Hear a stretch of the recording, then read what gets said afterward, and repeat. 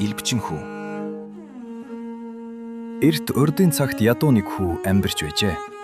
Тэр хүү эрдэм ном сурвал альва сансан бүхэн бүтэж ивэл олондооч тустай үйл бүтээж болдог гэсэн эцгийнхээ захиасыг санаж ганц үнэгээ нэгэн эрдэмтэн өвгөнд аваачиж өгөөд эрдэм сургаж өгнө үү гэж гуйжээ.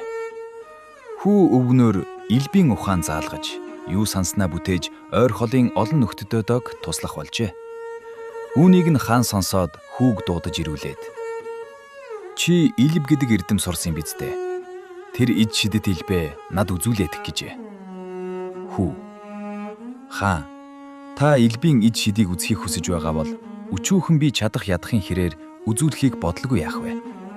Харин та юу үзгсэн бол" гэжээ. Хаан: "Илб гэдгээд үзүүлэх юм бол юу ч яах вэ" гэжээ. Хүү: "За тэгвэл та эхлээд энэ аяга халуун цайгаар дүүргээд тавьчих. Тэгээд гадаа гарч морьныхоо уяан дээр очихгүй юу" гэжээ. Хаан хүүгийн хэлсэн ёсоор гэрээсээ гарч уяан дээр очвол толгой хаясан хилэн хар морь дүүхэрзэн тогтож ядан байжээ. Моринд хорхоотой хаан тэсэж чадалгүй хилэн хар моринд мордтол морь хуй салхи мэд хурдлан оджээ. Агсам хар морь авч давхсаар байгаад эзгүй хоосон эрэмцүүлд ирээд газрын үндэс тоолон тэнгэрийн од дараалан бүдгэж хааныг унахчаад тоос татуулан алга болжээ. Хаан эзгүй талд эр бие ганцаар үлдээд царцаа дэвхэрхнэр хооллож шалбааг уснаас шимж үлсэж цангахын зовлонг амсаж гин. Өмссөн хувцс нь үе түмэн цоорхоо болж ядарч төөлдхийн эцэст хүрч цаашаа явах тэнгэргүй болж гин. Гэтэл өөр шиг нь салбайж навсайсан хувцастай авгаа хүүхэд хөдөгчгсөн яваа тааралджээ. Хаан: "Над шиг зовж зүдэрсэн амтэн нарт хорвод бас байдгийн байх та" гэж бодоод очсон нь өөрийнхийнх нь ихнэр үр зүрхний хайртай ганц хүүг нь хөтлөөд мөн л ядарч зүдэрч явна гинэ. Эзгүй хоосон цөлд цор ганцаараа байсныг бодвол ихмэр хүүхэдтэйгээ энд уулзаж хамаг зовлонгоо хамт хуваалцах боллоо доо гэж бодож байтал нь гинт гай таарч ихнэр нь нас барж өнчин хүүхэдтэй үлджээ. Хаан бас л үхэл өнчрлийн хизүүг амсаж санаа сэтгэлээр гутарч зовж гин.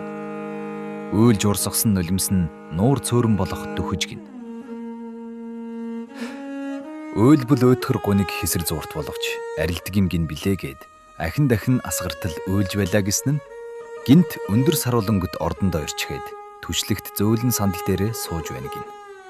Хаан: "Ёх би юу болов? Зүүдлүү дээ" гэсэн нь илбчин хүү. "Та үзхийг хүссэн илбээл үзлээ шүү дээ" гэж гин. Хаан аягтай цайгаа аваад уух гэсэн нь хав халуунаараа хөрж амжаагүй байж гин. Хүү: "За хаангүй, таны үзсэн юм ямар байна?" гэвэл "Үлсэж цангахын гачил үхэл зовлонгийн гамшиг яасан ч хэцүү юм бэ дээ" гэж залбирч байжээ. Хүү: "Хаангүй, та үнчин залуус зовж зүдэрсэн хүнийг ердөөч өрөвддөггүй шүү. Үүнээс хойш өрөвч зөөлөн сэтгэлтэй баймаар юм да" гэжээ. Харанхуй мунхаг Харгис хаан энэ үеэс игэл олноо хүндэтгэж эрдэм ухааны чадалд бишрэх болжээ. Илбчин хүү илб ухааныхаа эрдмээр идэж уух, өмсөх зүүх, хүссэн бүхнээ бүтээж хар золондоо туслан жаргалтай сайхан амьдардаг болжээ.